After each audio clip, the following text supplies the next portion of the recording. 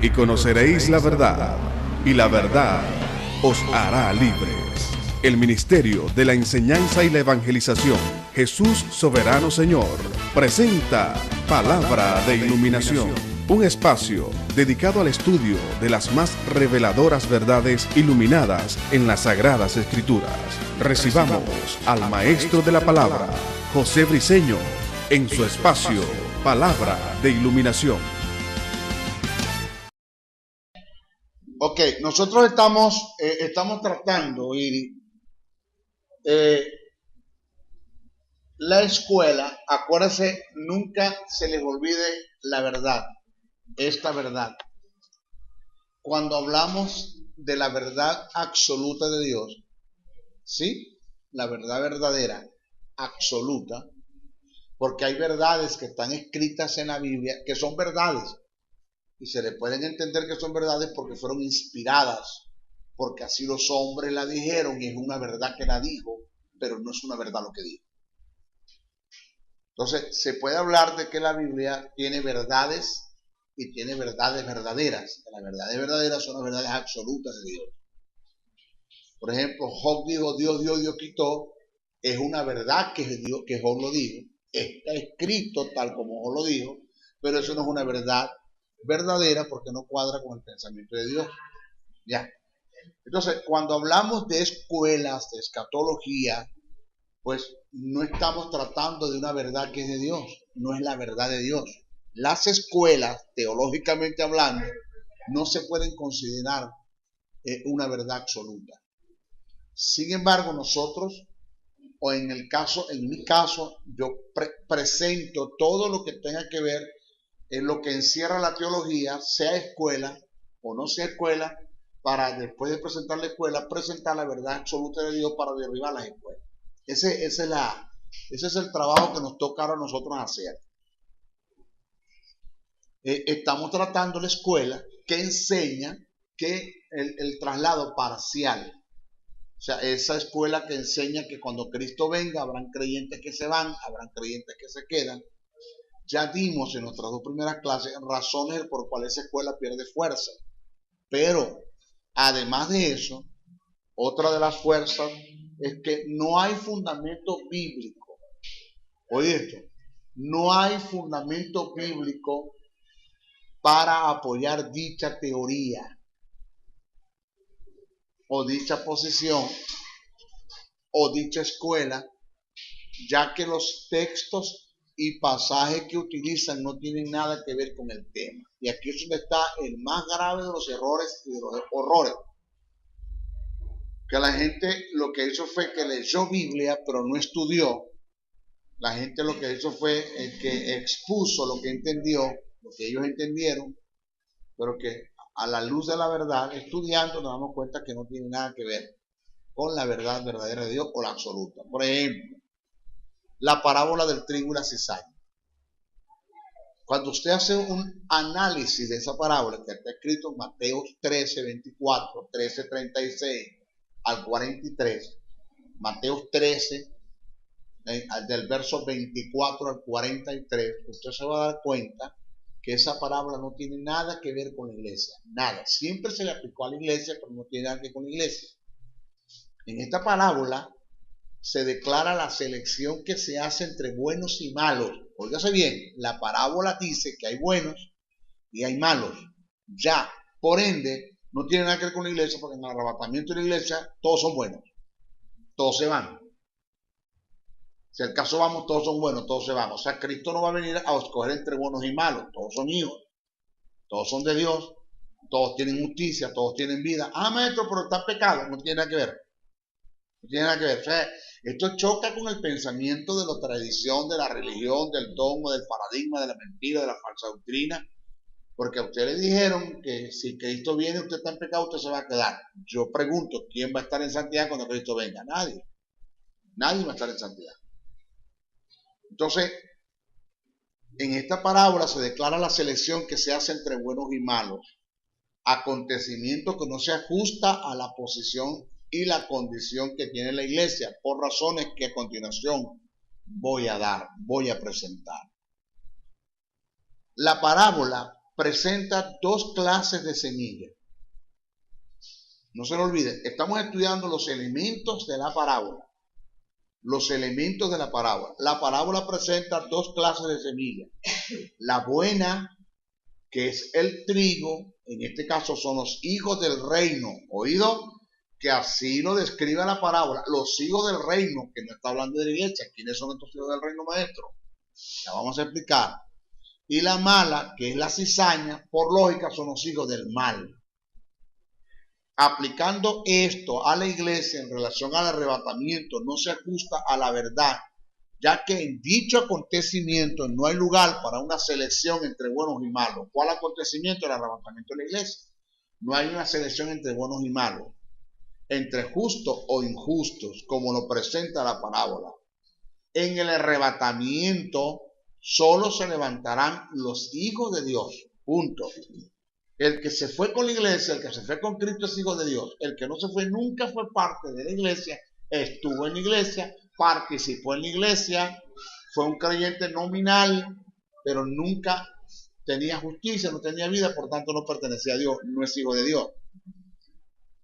En la explicación que Jesús hace de la parábola, porque Jesús da la parábola y después le explica. En la explicación que Jesús da de la parábola podemos observar que los elementos de la parábola y algunas expresiones no se ajustan a la iglesia. Los elementos de la parábola y algunas expresiones no se ajustan a la iglesia. ¿Qué estamos haciendo nosotros? Estudiando. Acuérdense lo que les dije, prohibido leer la Biblia. La Biblia es un libro de estudio. Se lee para estudiar. El término hijo del reino, ese término que aparece allí en la parábola, el evangelista Mateo nunca la usó en su escrito para hacer referencia a la iglesia. Por igual el término llorar y crujir de dientes. Ese término, donde usted consigue el término el llorar y el crujir de dientes, no está hablando de la iglesia. Donde usted consigue el término hijos del reino, no está hablando de la iglesia. El juicio mencionado, por otra parte, el juicio mencionado en la parábola se dará al final del siglo. ¿A cómo? Al final del siglo. Es lo que dice la parábola. Al final del siglo. Que indica el final de la gran tribulación, comienzo del reino milenial. Del milenio, el comienzo del milenio. Al final. Si esta parábola tiene que ver con la iglesia, entonces la parábola va a pasar por la gran tribulación. Porque esto se va a dar al final de la gran tribulación, en el comienzo del milenio. Eso es lo que enseña la parábola. El término ciega se usa para hacer referencia al fin del siglo. Los segadores serán los ángeles. Oído. Oiga que estamos trabajando con los elementos. Los segadores serán los ángeles. Quien va a hacer la elección o la selección entre los buenos y los malos, entre los hijos del reino y los hijos de la tiniebla, según la parábola, son los ángeles, mientras la iglesia va a ser levantada por el Espíritu Santo. Esta parábola no tiene nada que ver con la iglesia, absolutamente. Los segadores serán los ángeles que tienen relación con los ángeles, que tienen relación con los ángeles mencionados en Mateo 24. En Mateo 24 Mateo 24:31 se habla de ángeles y enviará a sus ángeles a buscar a sus escogidos. Esos son los mismos ángeles que está hablando de la parábola. Entonces, los segadores serán los ángeles que tienen relación con los ángeles mencionados en Mateo 24 para hacer referencia a los escogencias que harán entre los hijos de la luz y los hijos de las tinieblas, según Mateo 24:31. Que dicha escogencia no se ajusta a la iglesia, porque la iglesia será arrebatada, es por el Espíritu Santo.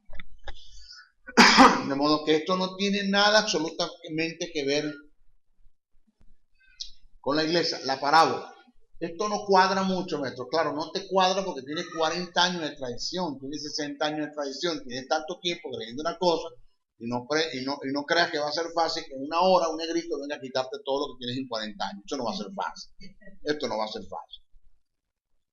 Ejemplo de la otra parábola que ellos toman para hablar del traslado parcial. Estoy hablando de parábolas que utilizaron los que levantaron, lo que se inventaron la escuela del traslado parcial, que cuando Cristo venga habrá un grupo que se va, un grupo que se queda, porque no tienen textos bíblicos para apoyar esta doctrina, pues tomaron parábolas, textos que están totalmente tergiversados y distorsionados, como hablando en el campo no será tomado, no será dejado, muchos son los llamados porque los escogidos, para ustedes contar donde está el cuerpo muerto y llegarán las águilas.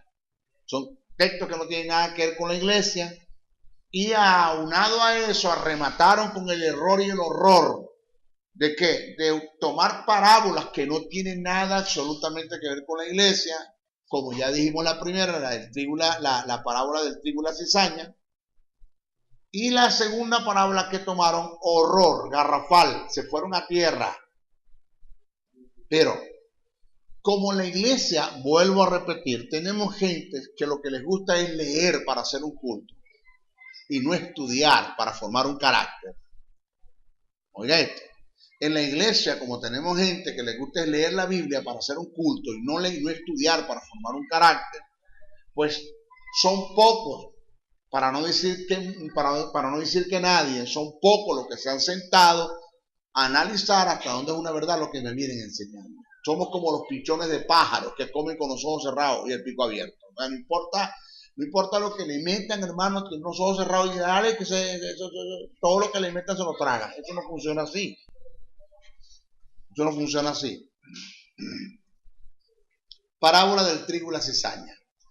Parábola de las 10 vírgenes. Oiga esta parábola.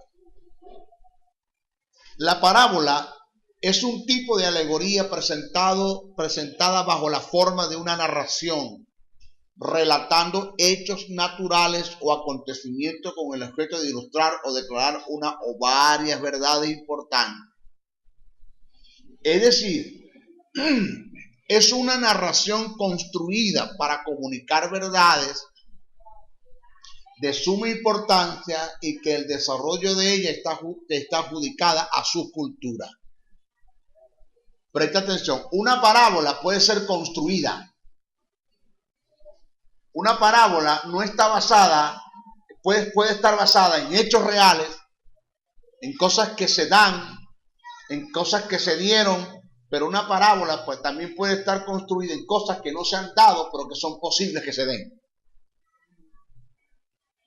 O sea, no sé si me agarran. O sea, una parábola puede ser construida en hechos reales, que no son suposiciones hipotéticas o supuestos negados, sino que son suposiciones que sí se pueden dar, que son factibles, que se puede dar de esta forma, pero como el maestro que soy, puedo construir una parábola en el momento que yo estoy hablando, que yo estoy expresando una verdad, con el fin de enseñar una verdad, pero que lo que estoy enseñando en la parábola construida tiene que ver con hechos que se dieron o hechos que se pueden dar.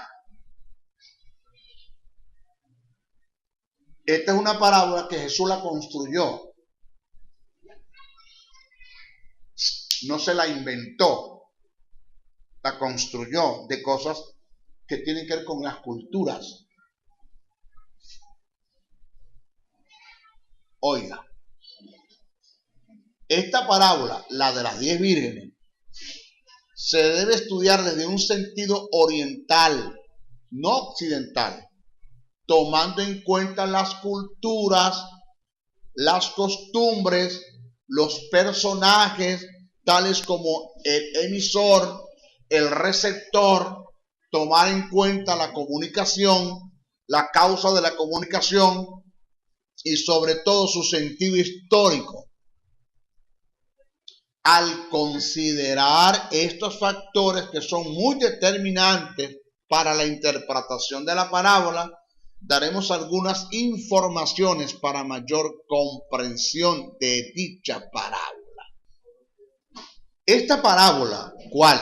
La de las 10 vírgenes, de eso es lo que estamos tratando, tiene un enfoque netamente escatológico. Vuelvo otra vez a repetir, por ende, lo que anteriormente dije.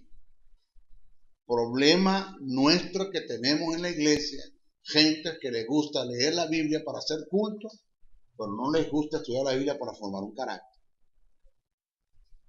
Yo pienso, señores, que tenemos que acabar con tanta basura que hay dentro de nuestros, entre comillas, cultos, que se creen que viene de ocultismo. El término culto viene de ocultismo, se cree. Por ahí alguien dijo eso, no lo he estudiado bien, que no se debería usar el término culto, porque eso viene de ocultismo. No sé, no he estudiado bien eso. Voy a meterme a ver hasta dónde eso es una verdad.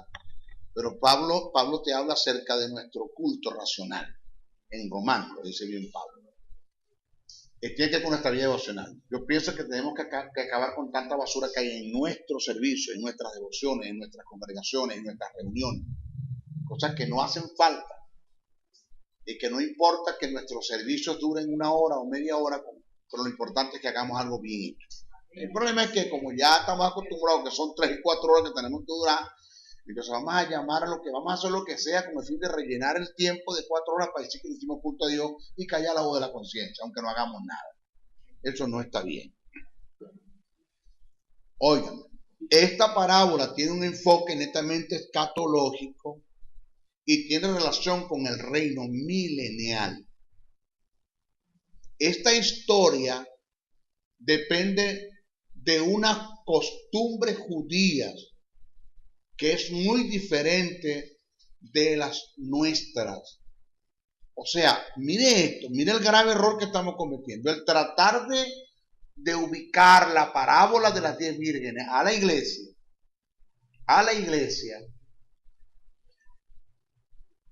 en nuestra forma de pensar.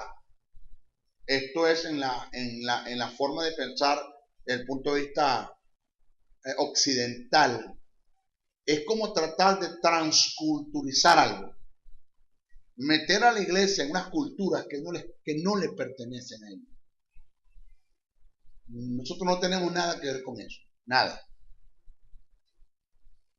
Según algunos historiadores, cuando se casaba una pareja, no se iban de luna de miel, sino que se quedaban en casa. Durante una semana tenían las puertas abiertas a los que quisieran visitar. Los amigos los trataban con honor y hasta se dirigían a ellos como príncipes y princesas. Era la semana más dichosa de la vida. A la celebración de esa semana estaban invitados sus amigos más íntimos. En esta parábola no tenemos ninguna historia imaginaria, lo que le dije ahora, sino un gasto de la vida en una aldea de Palestina. Lo que le dije ahora, que una parábola puede ser construida, el maestro puede construir una parábola, pero que dicha parábola no puede ser construida en supuestos negados o suposiciones hipotéticas. Cosas que no pueden ser, que no se pueden dar y que nunca sucederán. No. La parábola puede ser construida en cosas que se dieron, cosas que se pueden dar, aunque no se estén dando en el momento. Toma elementos y construye la parábola, que fue lo que Jesús hizo. Jesús no se salió de la escena. Él sabe de qué está hablando. Él fue a las bodas de Canaán. Estamos hablando de bodas. Fue a las bodas de Canaán. Ahí se dieron estas cosas. Él fue testigo de eso. El sentido histórico alega que las fiestas de las bodas, las fiestas de las bodas se realizaban por las noches, después de un día de baile. Maestro, pero eso no lo dice la Biblia. Estamos hablando del sentido cultural, histórico. Estamos hablando, por eso es que la mejor forma de interpretar la Biblia es cuando nosotros nos vamos al método gramático histórico. No solamente tomar en cuenta la Biblia tal como se escribió, la gramática, el sentido, los personajes, el emisor, el receptor, la comunicación, la causa de la comunicación, sino también la idiosincrasia, las culturas, estudiar la historia. Las vírgenes salen con antorchas a recibir al esposo después de las bodas, el cual se celebraban en la casa del novio, el cielo. Las bodas del Cordero van a ser allá, no en la tierra, allá. O sea que las vírgenes van a recibir a Jesús cuando venga con la iglesia a establecer el reino. Usted tiene que ponerse de acuerdo. O usted es la virgen o es la iglesia. Porque si usted me dice que las vírgenes, las 10 vírgenes son los evangélicos en la iglesia, 5 prudentes, 5 insensatas, unas que se quedaron, otras que entraron, entonces usted tiene que ponerse de acuerdo, porque el esposo no viene solo de las bodas, él viene con la esposa que es la iglesia. Entonces usted se fue siendo la iglesia la desposada y viene como la esposa, porque la iglesia no es la esposa del Cordero, la iglesia es la desposada del Cordero. Las bodas no se han dado todavía. Por eso es que Cristo no puede tener una relación con ningún creyente literalmente. O sea, maestro, aquí, ¿quién está sentado a la diestra del Padre? Un hombre de carne y hueso. Literal, comió, bebió. Nosotros comimos y bebimos y estuvimos con él 40 días antes que fue ascendido a los cielos, el testimonio de Pedro. Un hombre de carne y hueso. Tenéis algo de comer que los espíritus no comen. Tocadme que los espíritus no tienen carne y hueso como yo tengo. Eso lo dijo Jesús. Y así como lo vistes ir, dijeron los ángeles, así vendrá. De modo que tenemos a la diestra del Padre un hombre de carne y hueso, que ese hombre de carne y hueso no se le puede presentar. Un hombre de carne y hueso glorificado no se le puede presentar a una Iris, a un Johnny, a un José Briceño de carne y hueso no glorificado. Que en sí los dos son carne y hueso, pero uno glorificado y otro no. Pero este con carne y hueso glorificado no se le puede presentar a nadie con carne y hueso no glorificado, porque entonces tendrían una relación. Y eso es un adulterio espiritual, porque las bodas no se han dado todavía. Entonces eso que a mí se me pareció a Cristo en el cuarto. ¿Cuándo? Yo lo vi. ¿Cuándo? ¿Cuándo? Si dice la Biblia que Jesús se le apareció a Pablo en visión, otra cosa. En visión, otra cosa. Diferente. Entonces, la iglesia es arrebatada como la novia del Cordero, la desposada. Pasa por el juicio, pasa por los galardones, después vienen las bodas. ¿Dónde van a ser las bodas? En el cielo. Después viene Cristo con la iglesia como la esposa a establecer el reino. Entonces, ¿quiénes son las 10 vírgenes que están en la tierra? ¿Quiénes son las 10 vírgenes que están en la tierra entonces? Presta atención a esto. Es la iglesia, no es la iglesia. No es bíblico, no es escritural. Eso es un error y horror, es una masacota que tenemos dentro de la iglesia como doctrina que se nos está llevando, y eso está cercenando la posibilidad de las grandes cosas que Dios puede hacer en la iglesia, porque lo que Dios va a hacer con la iglesia y en la iglesia lo va a hacer a través del conocimiento de la palabra, a través de la formación de un carácter. No busque otra cosa. Vamos acá. Ok, las vírgenes salen con antorchas a recibir al esposo después de las bodas, el cual se celebraban en la casa del novio, el cielo, para escoltarlo hasta la residencia de la novia, la tierra. Diga ahí. Ajá. Que era el lugar donde se celebraba la fiesta de las bodas, que es el milenio. Al no tener las lámparas encendidas, al no tener ¿qué? Las lámparas encendidas, que tiene que ver, maestro, ¿qué tiene que ver con las lámparas encendidas? ¿Qué es la lámpara encendida? Las lámparas encendidas tienen que ver con la autoridad y el derecho que ellas tienen de entrar en el milenio por haber aceptado la predicación del Evangelio del Reino. ¿Por qué? Se va a predicar el Evangelio del Reino. Por eso Jesús dijo, será predicado este Evangelio. ¿Cuál? El del reino, no el de la cruz. La iglesia está predicando el Evangelio de la cruz con características de reino, otra cosa. Pero está predicando el Evangelio de la cruz, el del Cordero de Dios, el que quita el pecado del mundo, el Cordero del Cristo que murió crucificado. Ese es el Evangelio que está predicando, que la palabra Evangelio es evangelia, que son buenas nuevas de salvación. Ese es el Evangelio que predica la iglesia, que será levantada la iglesia. Oído lo que voy a decir, que voy a meterme un poquito en neumatología, porque tengo que enlazarlo para volver a entrar otra vez en escatología. Ese Evangelio es el que va a predicar los 144,000, los 2 testigos y todos aquellos que se añadan, tanto judíos como gentiles, que acepten la predicación del Evangelio del Reino. Porque habrán muchos que estarán vivos cuando Cristo venga, pero que estarán huyendo Pero cuando Cristo venga a establecer el reino estarán vivos otros que ya fueron decapitados, que esos son los que presenta Apocalipsis. Y después hablamos un poquito de eso. Entonces, ¿qué pasa? Que ese evangelio lo va a predicar los 144,000, los 2 testigos y todos los que se agreguen, que acepten la predicación del evangelio del reino, porque ese se ha predicado el evangelio del reino a todas las naciones. ¿Cuál evangelio del reino? El que anunciará a Jesús como el Mesías, el que se va a sentar en el trono para que se cumpla el pacto davídico de lo que habló el profeta, de lo que habló David, que de la descendencia de David se sentarán en el trono y reinar con las naciones.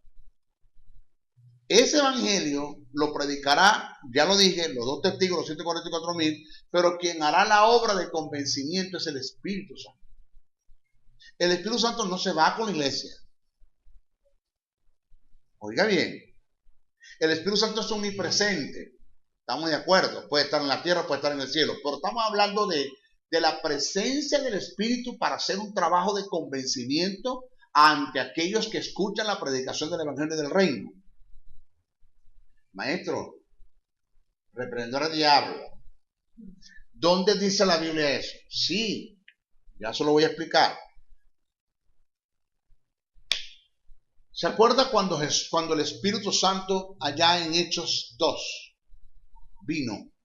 El advenimiento del Espíritu en el Pentecostés,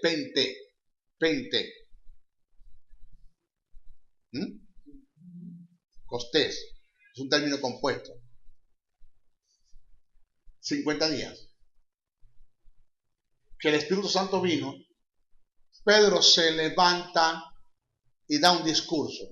¿Usted se acuerda? Usted lee Biblia, usted es muy lector de las Escrituras, no sé si usted estudia, porque yo sé que usted lee. Pedro se levanta y lee y da un discurso, debo decir. Y dice, esto es lo dicho por el profeta Joel. Te equivocaste, Pedro, porque Joel no habló de eso. Maestro, Joel no está hablando de eso. Pero se equiparó. Porque cuando Joel habla, en los postreros días derramaré de mi espíritu sobre toda carne, sobre mis siervos y mis siervas, no está hablando de la venida del Espíritu Santo para la iglesia. Está hablando del derramamiento del Espíritu sobre toda carne para predicar el evangelio y sobre mis siervos y mis siervas, que son los que van a predicar el evangelio. De eso es lo que está hablando Joel. Es totalmente escatológico. Ahora, se acepta lo que Pedro tomó como ley de doble referencia. Entonces la ley de doble referencia como principio de interpretación de hermenéutica que me sostiene esta verdad.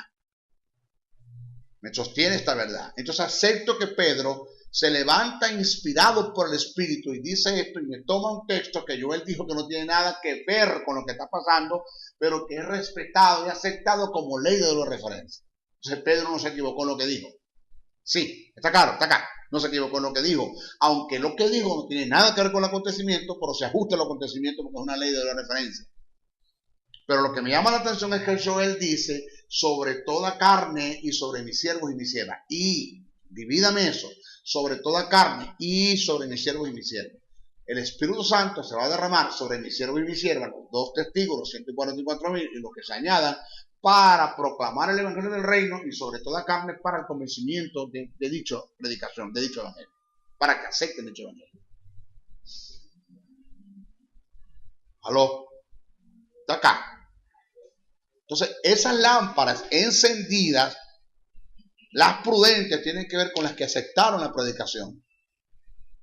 Las que no son prudentes no aceptaron la predicación, no esperaban al Mesías. No creyeron en el mensaje nunca. Entonces, al no tener las lámparas encendidas, no tenían iluminación de reino, no fueron iluminadas por el Espíritu, convencidas por el Espíritu del reino, no podían participar del escoltado. Y por esta causa eran excluidas de las fiestas de las bodas. Esto es el milenio. El milenio. ¿Ah? No estaban. Por eso la imprudencia está en que no había convencimientos de ellos. No estaban convencidas de dicha predicación. No habían aceptado tal predicación. Ahora, como tantas parábolas de Jesús, esta tiene un sentido inmediato y local, y también un sentido más amplio y universal. En su significado inmediato, iba dirigida a los judíos como pueblo elegido por Dios. Por lo tanto, las 10 vírgenes representan un cuadro parabólico, el juicio a lo que va a ser sometida la nación de Israel para determinar quiénes son el remanente que va a participar con Cristo en el milenio. Lo otro es que no se le debe buscar sentido espiritual a todos los elementos que componen la parábola, ya que cada uno de ellos está basado a la necesidad que arrojó una determinación y que por lo cual se dieron circunstancias que abrieron condiciones en las cuales se desarrollaron los hechos. Por lo consiguiente, no todos los elementos de la parábola tienen un sentido espiritual. Hay unos que sí, otros déjenlo pasar. Pasemos a estudiar los elementos de la parábola para mayor comprensión. Vamos a ver los elementos. El esposo. Primer elemento, el esposo. El primer elemento. Esta parábola, este personaje en la parábola, quien es titulado como el esposo, es el mismo que se le llama Señor, quien está representado por Jesús en Mateo 25, 1-3. El mismo. O sea que el esposo es Jesús. 2. El aceite. El aceite. En el Antiguo Testamento y en la dispensación de la gracia tenía 4 usos en particular. 4 usos en particular. En primer lugar, el aceite se usaba para la higiene, que es el caso presentado con el apóstol Juan o el apóstol Santiago en su carta, Santiago 5:14, dice: ¿está alguno enfermo entre vosotros? Llame a los ancianos de la iglesia y oren por él, ungiéndolo con aceite en el nombre del Señor Jesús. La palabra ungir, allí que presenta Santiago, no es crío. Crío es un término que tiene que ver con divinidad, que tiene que ver con el espíritu. La palabra o el término que se utilizó allí es un término que tiene que ver con la higiene, con la limpieza, con el aseo. O sea que lo que Santiago presentó fue: ¿está alguno enfermo entre vosotros? Llame a los ancianos de la iglesia, oren por él, haciéndole la higiene con aceite, en el nombre de Jesús. Que es el mismo elemento que utilizaron los discípulos cuando salieron a orar por los enfermos, y dice que ungían las heridas de los enfermos con aceite. Ese es el primer uso que se le da, como en caso de higiene. El segundo caso que se le da al aceite, el uso que se le da para el uso culinario, es decir, para la alimentación. El tercero que se le da, en algunas ocasiones se le dio uso como un combustible para el encendido de lámparas, según Éxodo 25:6, Levítico 24:2. Y en cuarto lugar, se utilizaba para el acto de consagración de cierto tipo de personas y para consagrar algunos elementos para el uso santo. Son esos 4 usos que se le dan al aceite en la Biblia. Ahora, ¿cuál es el uso que se le da a las lámparas? ¿Ah? El del combustible. Ya, no le busque otro. El del combustible. Ahora, en el relato de la parábola, este fue el uso determinado que se le dio al aceite. Su función era el del combustible de las lámparas para mantenerlas prendidas, según Mateo 25:8, Lucas 12:35. Es un error de interpretación bíblica alegar que el aceite de las lámparas de las vírgenes era o es tipo del Espíritu Santo.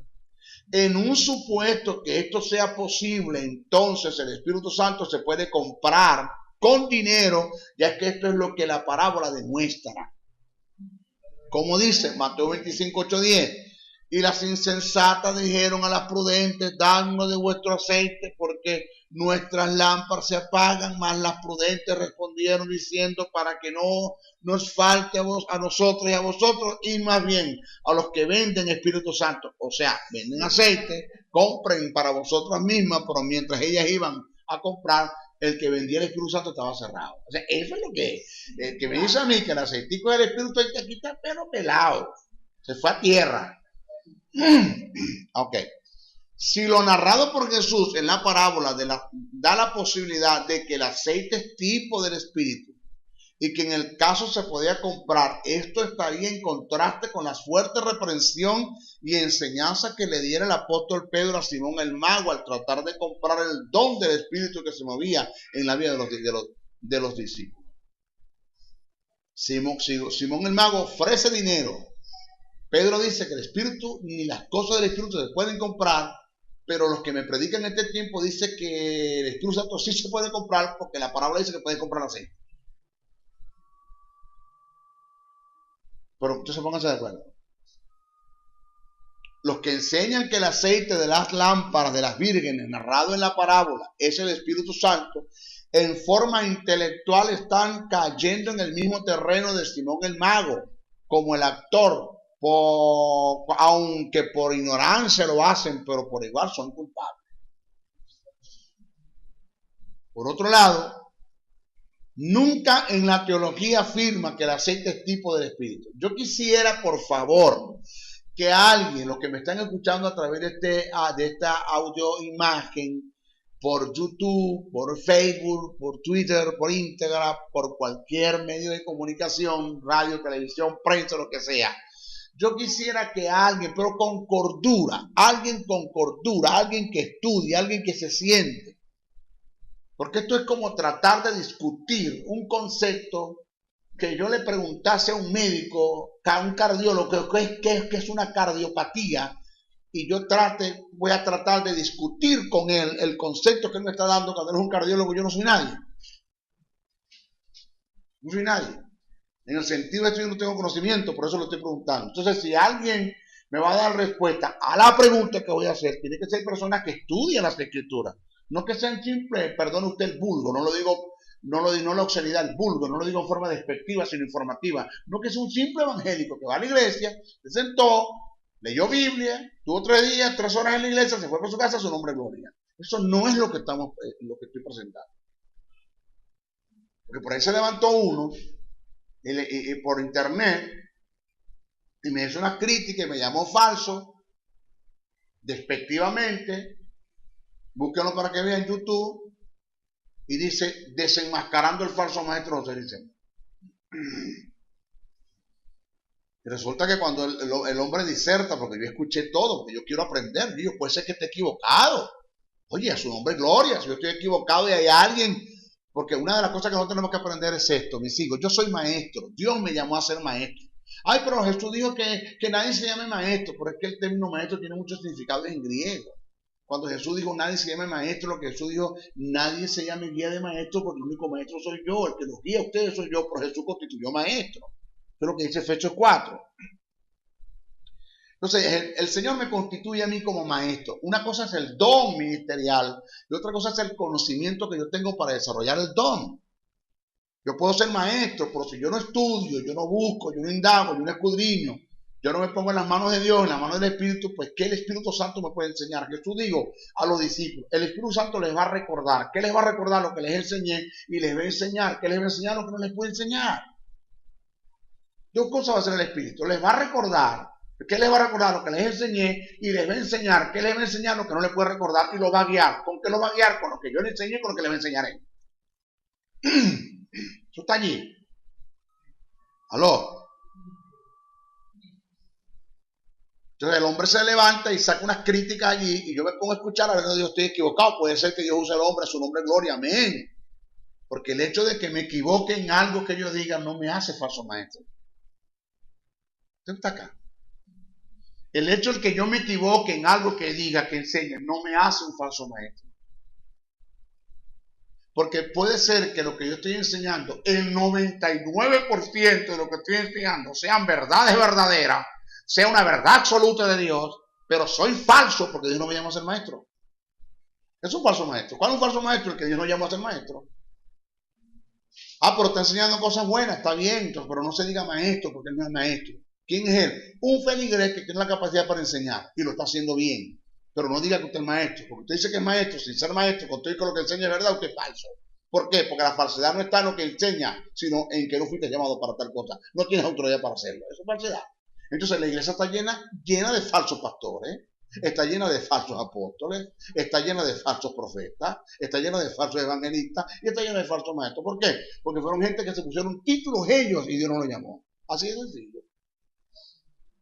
Ahora, ¿puedo decir yo algo falso? Sí.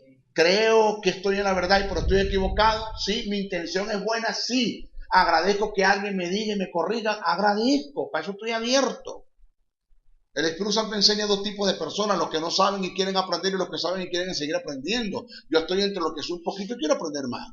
Y cuando me pongo a analizar lo que el hombre está disertando, resulta que el que está equivocado es él, porque no entendió la escatología. No entendió nada. Entonces, ¿qué es lo que yo quiero que alguien me responda? Por favor, escríbame. ¿Dónde dice la Biblia? ¿En qué parte de la Biblia? Desde Génesis hasta Apocalipsis.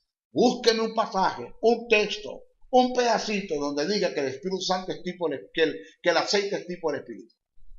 Busque usted. No existe. En ninguna parte la Biblia dice que el aceite es tipo del Espíritu. En ninguna parte, que esto estamos entrando en neumatología. En ninguna parte. En ninguna parte. Ahora, en un supuesto negado, yo digo un supuesto negado porque no es así. No es bíblico, no es escritural. En un supuesto negado que el aceite sea tipo del Espíritu.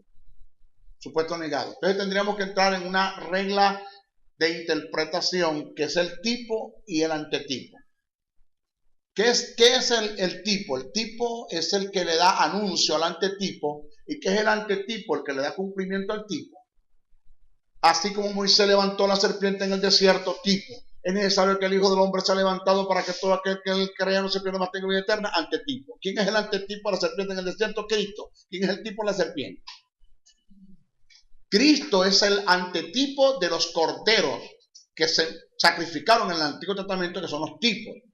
Entonces los corderos del sacrificio en el Antiguo Testamento son los tipos y Cristo es el antetipo que le dio cumplimiento al tipo. O sea que el tipo es sombra, el antetipo es el original, es lo verdadero.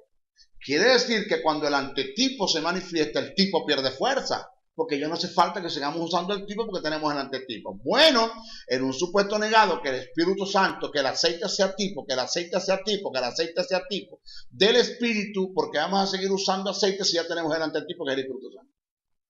¿Para qué lo vas a seguir usando? O sea, que vas a caer en el mismo juego. El problema es que a la iglesia le gusta el show, le gusta el protagonismo, tú sabes, ¿no? Le gusta el amarillismo. Pero eso no es bíblico, eso no es escritural. Entonces, es un error garrafal para los que me enseñan que el aceite de la parábola de las 10 vírgenes es el Espíritu Santo. ¿De dónde sacan eso? ¿De dónde viene eso? Eso es catolicismo romano, porque el aceite de los evangélicos es el agua bendita de los católicos.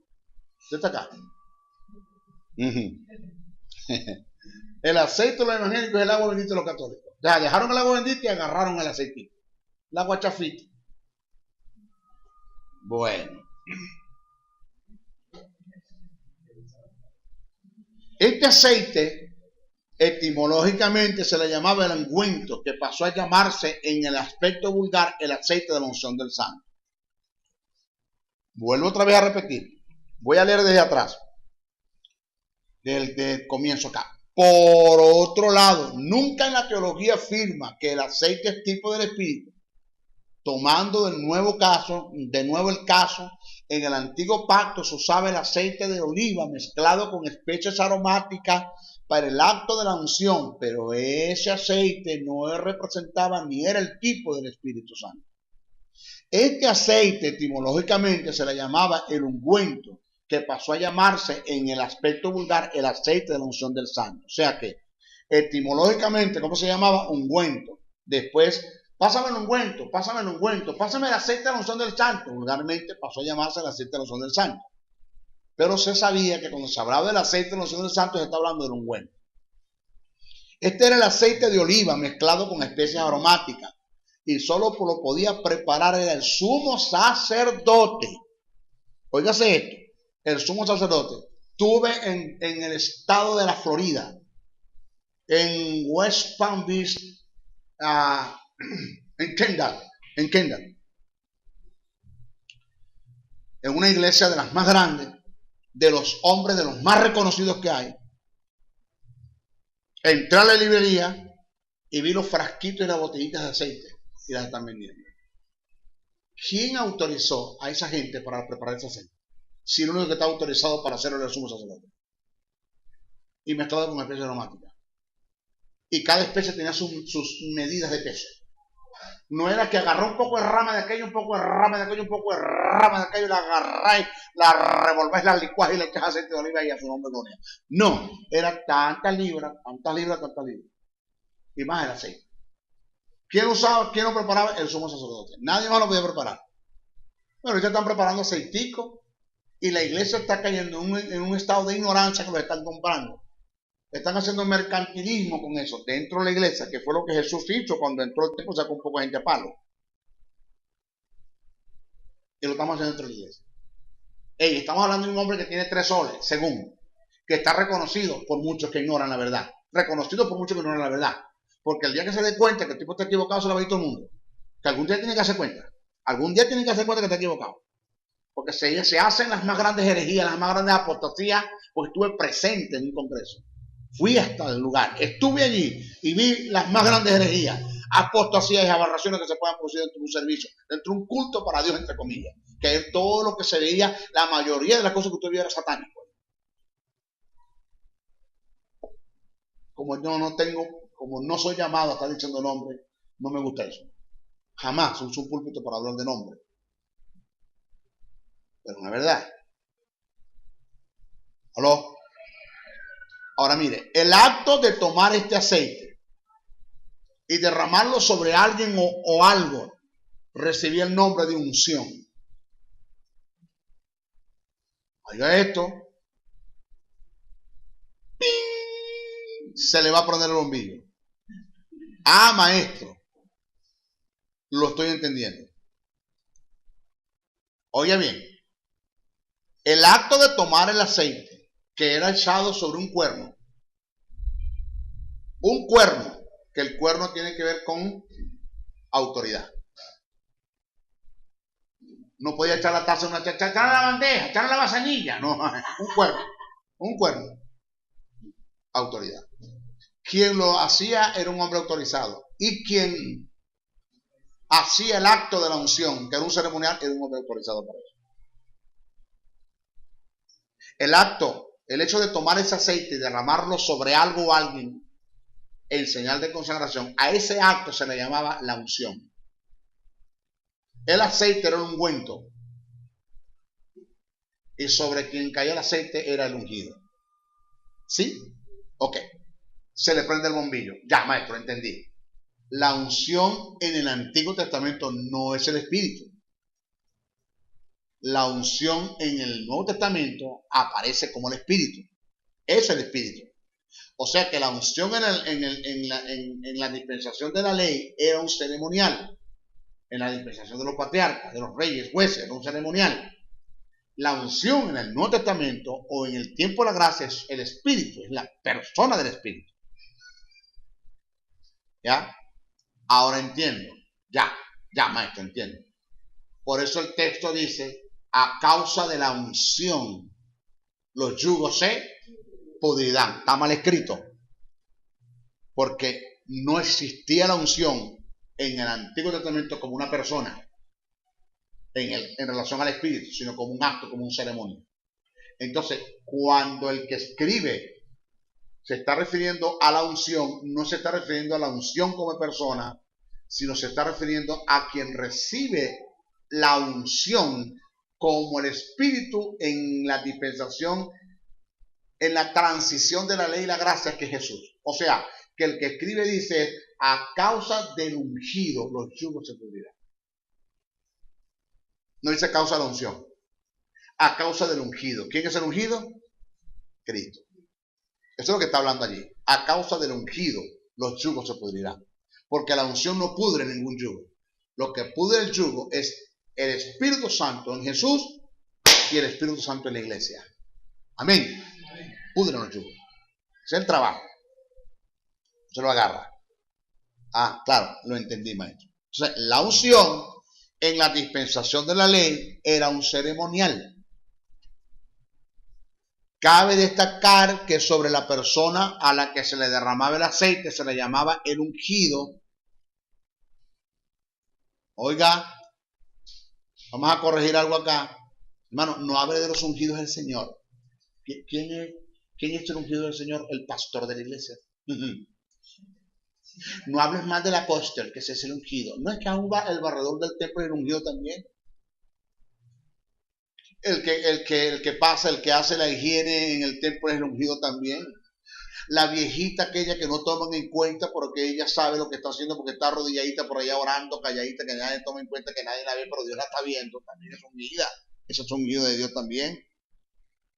Entonces, hablar del ungido no es hablar de los que están al frente, de los que se creen, tú sabes, de los que tienen nombre, de los que se hacen sentir. No, ungido es todo aquella persona que tiene el Espíritu de Dios. Eso es un ungido. Entonces, no hable de nadie, porque usted no sabe de quién está hablando. Usted no sabe quién tiene el Espíritu. Cállese la boca, no hable de nadie. No se preste para eso, porque usted está hablando en contra del ungido de Dios. También. De acá. Ahora, cabe destacar que sobre la persona a la que se le derramaba el aceite se le llamaba el ungido, y sobre este venía el Espíritu Santo en una misión a respaldarlo con poder. Observe, que el aceite es el elemento que se usa para ungir. Estamos hablando del Antiguo Testamento, ley, tiempo de los patriarcas, de los reyes, jueces, sacerdotes. Estamos hablando para allá, no para acá. Estamos hablando antes de la cruz, no después de la cruz. Observe que el aceite es el elemento que se usaba para ungir. El Espíritu Santo es la persona que venía con el poder a respaldar al ungido, según el libro de Éxodo, según lo que está escrito. Ahora, según el libro de Éxodo, el aceite no era tipo del Espíritu. El aceite era el elemento que se utilizaba para ungir. El Espíritu Santo es la persona que venía sobre quien era ungido, en formas fortuitas y ocasionales. ¿Por qué? Porque cuando usted estudia neumatología conmigo se va a dar cuenta que en el Antiguo Testamento el Espíritu Santo no moraba en nadie. Venía, hacía el trabajo y se iba. No podía quedarse en ninguno de ellos. No tenían justicia, no tenían vida, no moraba en ellos. No había comunión con el Espíritu y el Espíritu de ellos. No había comunión. O sea, la comunión que tiene el Espíritu Santo como morador en ustedes con el Espíritu, con su Espíritu, porque en su Espíritu está la justicia y está la vida. El Espíritu Santo no tiene comunión ni con su alma ni con su cuerpo, porque nunca se va a quedar, es con su Espíritu, acomodando lo espiritual a lo espiritual. Ellos no tenían la vida, no tenían la justicia, no podía el Espíritu Santo quedarse en ellos. Por eso Juan le pregunta a Dios: Señor, ¿cómo identifico el Mesías? Y el Señor le dice: a quien veas descender el Espíritu Santo y permanezca en él. Ajá, permanezca en él. En el primero que permaneció fue en Jesús. Después se va de Jesús y está en la iglesia ahora. Pero allá no. Ahora, fíjese el valor que le da. Yo no sé por qué me estoy metiendo por acá. Fíjese el valor que le daba a la gente del Antiguo Testamento del Espíritu Santo, un valor que la iglesia no le da. Cuando David peca, métase en Google y estudie bien cuánto en dólares o en euros, llévelo a la medida que usted quiera, en la moneda que usted quiera, cuánto valía el trono, el cetro, el reinado y la corona de David. ¿Cuánto valía? Búscalo para que usted se dé cuenta. No hay plata, no hay dinero en el mundo para pagar eso, señores. Estamos hablando de algo impresionante. Y David dijo: no quites de mí. No dijo ni la corona, ni el cetro, ni el reinado. No quites de mí tu Santo Espíritu. ¿Pero de qué está hablando David? No lo quites, pero si nunca estaba en ti. Pero en ese poquitico que viene ya se me conformo. Y la iglesia tiene el Espíritu, y atenten contra el Espíritu de Dios en cada rato. Si no hay valores, no hay nada. Aquí no hay respeto, aquí no hay sentido de honra, aquí no hay sentido de nada. Pues fácilmente yo premedito, yo hago planes y proyectos para pecar, cometo actos de profanación, de extracción y sacrilegio en contra del templo del Espíritu, a su nombre gloria. ¿Qué me basta? Un perdón que yo haga a su nombre gloria. Dale fuerte que por ahí vamos. No puede ser. Eso no es lo que enseña la Biblia. Eso no es lo bíblico, lo escritural. Ahora, ya hablé del tipo, hablé del antetipo. Entonces, es imposible que el aceite de las vírgenes sea el Espíritu Santo, porque no está hablando de eso. No se meta por allí porque usted está en falsa doctrina. El número 10. ¿Qué representa el 10? Ajá, maestro, porque los números tienen una representación, teológicamente hablando, los números, los colores, los materiales, tienen una representación. Vamos a ver qué representa el 10. Para algunos estudiosos de las Escrituras Sagradas, este número no tiene ningún sentido ni aplicación en los exegetas. Para algunos. Por razones que se desconocen, el cortejo era compuesto por el número de 10. Acto que se hizo una tradición. Otros alegan que es lo que me gusta a mí. Esto es lo que me gusta a mí. Porque Jesús sabía esto, Jesús trabajó con esto, Jesús caminó en esto. Jesús aprendió esto. Por ende, Jesús enseñó esto en la Divina. Lo creo. Otros alegan, según la tradición judía, que entre los judíos el 7 denotaba perfección. Asimismo, el 10 era el número que caracterizaba lo completo. Un grupo se consideraba completo si 10 estaban presentes. Primera de Samuel 1:18. Una antigua ley judía afirmaba que donde hubieran 10 judíos, allí se podía edificar una sinagoga. Menos de 10 no. 10. Para adelante. Hay 10, hay sinagoga. ¿Cuántos tenemos aquí? 11. Un equipo de fútbol. Algo así. 10, una sinagoga. Este puede ser el sentido que le diera Jesús al término 10, presentado en la palabra como tomando en cuenta las culturas o verdades de una cultura. Puede ser. No lo voy a, pero me gusta este pensamiento. El término virgen. Oiga, el término virgen.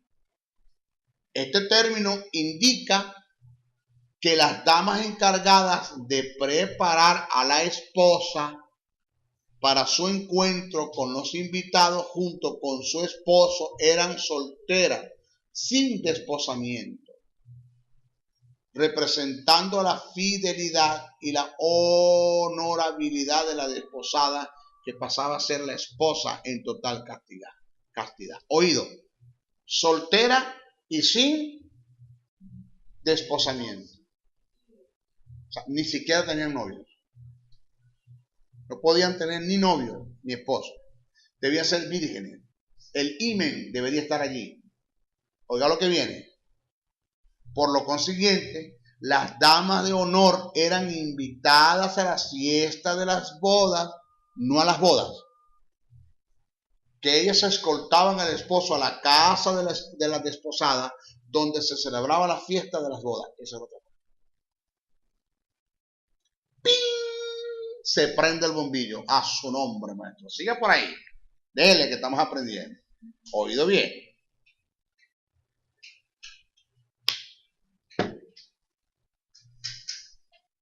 Un matrimonio. Se daba un matrimonio entre los judíos. Se daba el matrimonio. Desposamiento. Matrimonio. Y se iban a la luna de miel. Cuando iban a la relación sexual, oído, no me haga mucho caso, métase y estudie. La muchacha colocaba una sábana blanca debajo de sus nalgas. ¿Sí?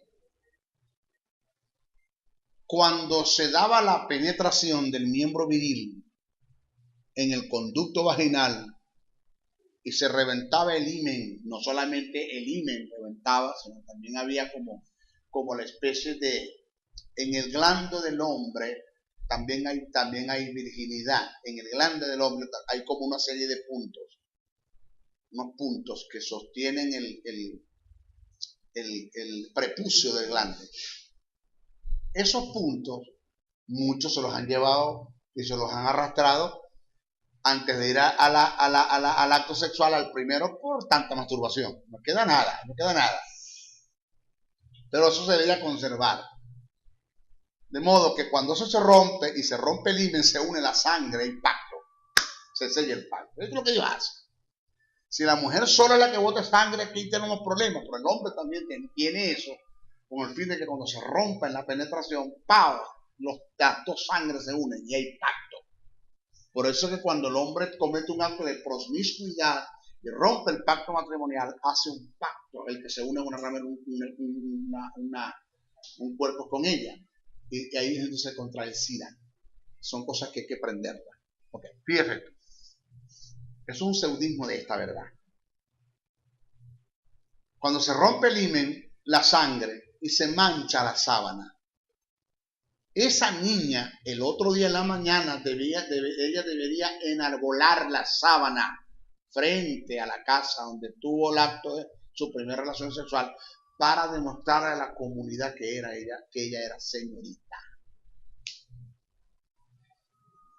En el caso de que no se rompa el himen, porque el hombre lo que consigue, lo que te conté fue, no consigue nada, sino que se fue aquello hasta lo último, y el hombre no consiguió nada, estaba ahora buscando a ver qué conseguía, no consiguió nada, no se rompe nada, entonces quien enarbolaba el trapo en el hombre. Esto es lo que se cree cuando Jesús dijo, a no ser por causa de fornicación, puedes darle carta de divorcio a tu mujer. Que te vayas a acostar, no consigues himen, sacas el trapo, lo enarbolas, blanco, blanquito, blanco, no era virgen, me engañó y me puedo divorciar. Es lo que Jesús está hablando aquí.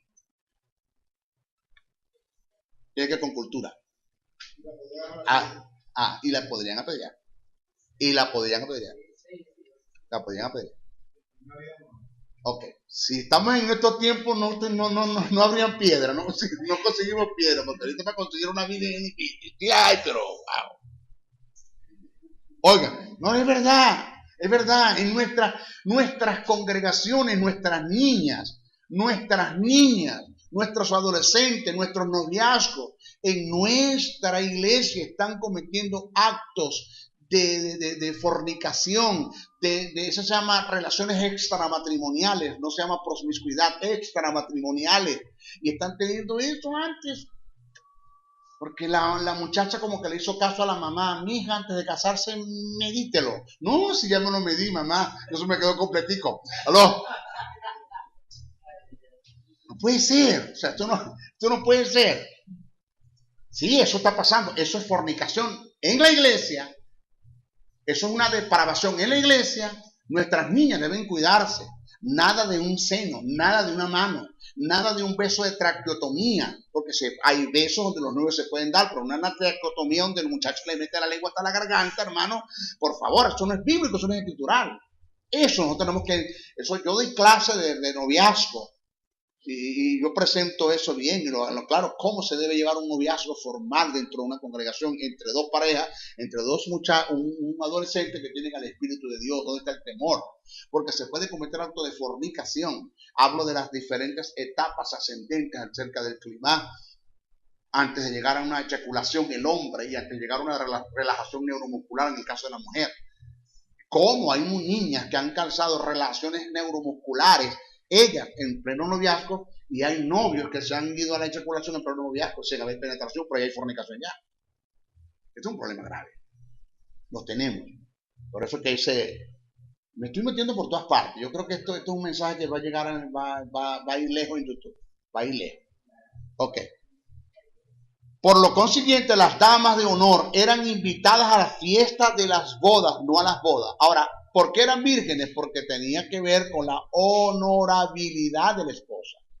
Ellas representaban la honorabilidad de la esposa. Porque si las que escoltan son vírgenes, pues la esposa es virgen también. Por eso es que para el cielo nadie se va en el sentido de justicia y de vida. Dios te va a llevar es por el Espíritu.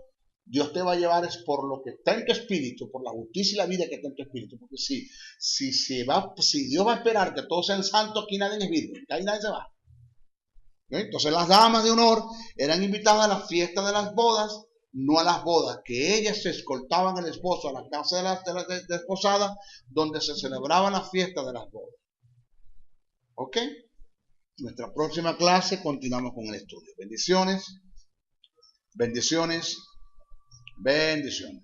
Si has sido bendecido a través del mensaje transmitido en este programa, comunícate por los teléfonos 0058-416-860-7602, 0058-414-9992 o al 0058-261-737-3387. Escríbenos a los correos electrónicos josebriceno77@hotmail.com, Jesús Soberano 77 @hotmail.com. Y si deseas seguir disfrutando de estos mensajes, ingresa a nuestro portal web maestrojosebriceno.blogspot.com. Suscríbete a nuestro canal en YouTube o visítanos en Facebook. Será hasta una nueva oportunidad en su programa Palabra de Iluminación.